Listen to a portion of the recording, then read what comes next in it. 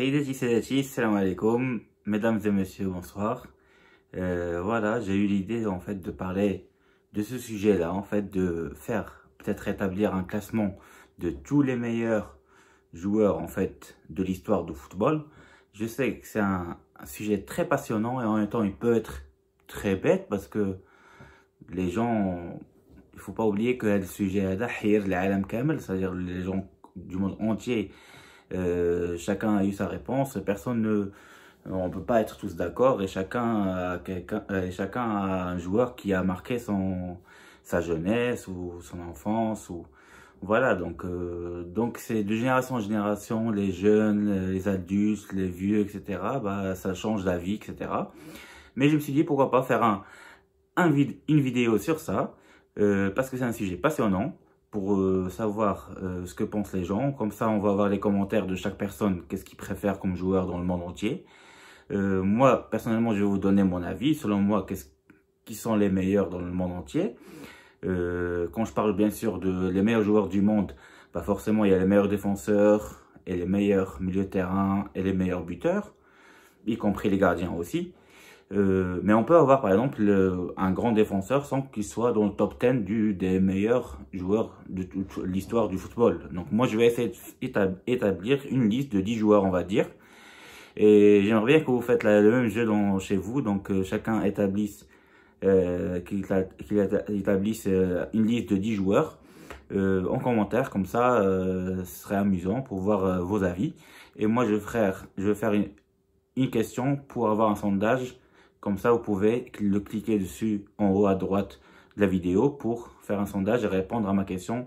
Bien sûr, je vais mettre 5 joueurs. Je ne peux pas mettre plus parce que YouTube ne me permet pas de mettre plus que 5 joueurs. Pour commencer, donc moi, quand je pense aux meilleurs joueurs d'histoire, automatiquement, vu que je suis né en 1982, donc les années 80, je pense automatiquement à Maradona.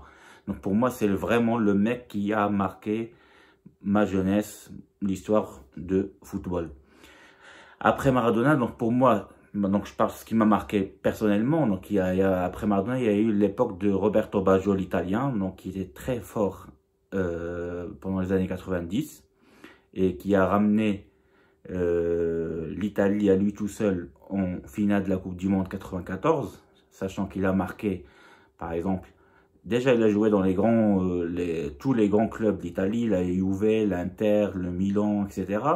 Il a joué jusqu'à ses 37 ans et même malgré ça, quand il a fini sa carrière à Brescia, il était performant aussi, même à 35, 36, 37 ans. Et il avait marqué des beaux buts avec l'équipe d'Italie. Et surtout, en Coupe du Monde 94, bah, à lui tout seul, en fait, il arrive à marquer un doublé contre le Nigeria en huitième de finale. Après, il marque en quart de finale contre l'Espagne. Un but magnifique qui fait qu'il qualifie l'Italie. Après, il marque contre la Bulgarie de Stoichkov. Et en fait, c'est grâce à ces buts qu'il se qualifie en finale. Donc, il arrive à marquer 5 buts juste en 3 matchs. Donc, voilà, qui était très décisif. Et en finale, en fait, parce qu'il s'est blessé en demi-finale, donc il est parti jusqu'en Italie pour se rétablir. Et il a joué toute la finale contre le Brésil en étant blessé. Et après, on sait très bien le penalty qu'il a raté en finale. Donc il fait partie des joueurs qui n'ont pas de chance dans l'histoire du football parce qu'il n'a pas réussi à gagner la Coupe du Monde. D'ailleurs, comme d'autres joueurs qu'on va citer, que ce soit Cruyff, Messi, etc. Donc justement, parlons de l'histoire du football. Donc pour ceux qui ne le savent pas, et pour les rebeux et les Kabyles, donc ça qu'ils vont bien aimer parce que moi avant je disais que le premier meilleur joueur du monde c'était un rebeu, donc c'est un Marocain, c'est Larbi Ben Barak, donc il était le meilleur joueur des années 40, 50, etc. Donc pour le premier demi-siècle du foot jusqu'aux années 60 on va dire, c'était le meilleur vraiment. Et même Pelé il avait dit que si moi, c'est une phrase mythique, Pelé quand il est venu rendre visite à Ben Barak, il a dit si moi je suis le roi du foot alors Ben Barak c'est le dieu du foot. Après tout, mais voilà, donc ça montre que vraiment que Ben Barak il était tellement un joueur complet. Il est de Casablanca d'ailleurs, et voilà, complet, élégant, il savait dribbler, il savait tout faire. Et il a fait le bonheur de pas mal de clubs, que ce soit le Stade marocain au Maroc, pendant la guerre mondiale. Après, il a joué à Marseille. Il a été recruté par Marseille. Après, il est parti à l'Atlético Madrid où il a fait gagner l'Atlético Madrid 2 championnats en Espagne. Parce que depuis, l'Atlético Madrid il a mis beaucoup de temps après pour gagner un championnat ou deux. Mais il a vraiment gagné en 50 et en 51 si je me rappelle bien. Et après, il a joué à Paris aussi. Quelques matchs et il a eu la plus longue carrière en équipe de France. Donc le premier meilleur joueur du monde, donc pour moi c'est Ben Barak, l'Arbi Ben Barak. Pour ceux qui ne le connaissent pas, ils peuvent aller sur Wikipédia ou sur n'importe quel regarder sur Google et vous allez connaître ce merveilleux joueur. Après voilà, donc, et à la fin, donc les années 2000, etc., le grand Zinedine Zidane, Zizou. Donc, pour les rebeux, ils vont dire, ah, bah c'est bon, bah, les meilleurs joueurs, bah, c'est les Kabyles et les rebeux. Bon, il faut pas être quand même chauvin, les gars, parce que parmi les meilleurs joueurs du monde, quand même, il y a pas mal de joueurs qui sont, que ce soit néerlandais ou argentins ou brésiliens, etc., et même italiens, donc on va quand même les citer. Donc après Ben Barak, bah bien sûr, comme tout le monde sait que Pelé, il a réussi à gagner 3 Coupes du Monde. Pour ceux qui ne le savent pas, Pelé, en fait, il a gagné vraiment 2 Coupes du Monde. Il a gagné celle de 58 et celle de 70.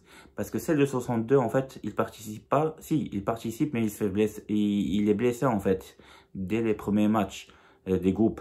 Donc, du coup, c'est le Brésil, si elle gagne la Coupe du Monde de 1962, c'est pas grâce à Pelé, mais c'est grâce à Garrincha. Et pour les Brésiliens, si vous allez voir les Brésiliens, ils vont vous parler plus de Garrincha que de Pelé, parce que c'est grâce à Garrincha qu'ils ont réussi à gagner beaucoup de Coupes du Monde dans les années 60 et 70. Donc voilà, donc on va citer Pelé parmi les meilleurs joueurs du monde, tous les temps. Après Pelé, bah, il y a eu les années 70, c'est là où il y a eu Beckenbauer, le grand défenseur allemand qui était très fort, et Cruyff, le néerlandais, donc le hollandais, qu'on dit le joueur volant, c'est ce qu'on dit, qui était absolument fantastique. Après cette époque-là, bah, il y a eu les années 80 et 90, il y a eu les Van Basten aux années 80, il y a eu en 90, beaucoup de joueurs énormes, très, très bons, comme Roberto Baggio, comme Romario, comme il y en a qui connaissent Rivaldo aussi, le Brésilien. Je pourrais citer aussi Bergkamp, le Hollandais, que j'adorais, qui était très, très, très bon. C'est un très, très bon joueur, top player. Après, il y a Fiore Classi, justement, après, il y a eu beaucoup de joueurs qui sont arrivés. Il y a Zinedine Zidane. Après, il y a eu Ronaldinho, le Brésilien. Ronaldo, le phénoménal, qu'il ne faut pas oublier, parce que lui, il était vraiment un phénomène. Et les dernières années, bien sûr, on peut que parler de Messi et Cristiano Ronaldo, et pourquoi pas peut-être Neymar. Donc, pour moi, si je fais une liste de top 10, je pourrais mettre par exemple Maradona en premier lieu. Je mettrais Messi en deuxième lieu. En troisième, je mettrais Ronaldo le Brésilien, R9. En quatrième, je mettrais Pelé. En cinquième, je mettrais Roberto Baggio. En sixième, je mettrais Francesco Totti. D'ailleurs, j'ai oublié de le citer, le gladiateur. En septième, je mettrais Zizou, Zinedine Zidane. En huitième, je mettrais un joueur que peut-être que vous n'avez pas beaucoup vu, mais qui était très très fort, c'est Di Stefano. En neuvième, je mettrais Cruyff. Et en dixième, je vais mettre Bergkamp. Voilà, ça c'est ma liste. J'aimerais bien que vous établissez vous aussi votre liste.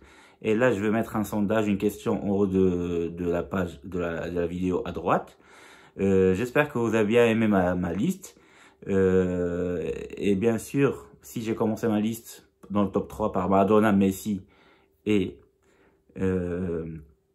Ronaldo le Brésilien, parce que tous les trois, ils étaient fantastiques, c'était des phénomènes. Maradona, c'était vraiment le génie, le naturel.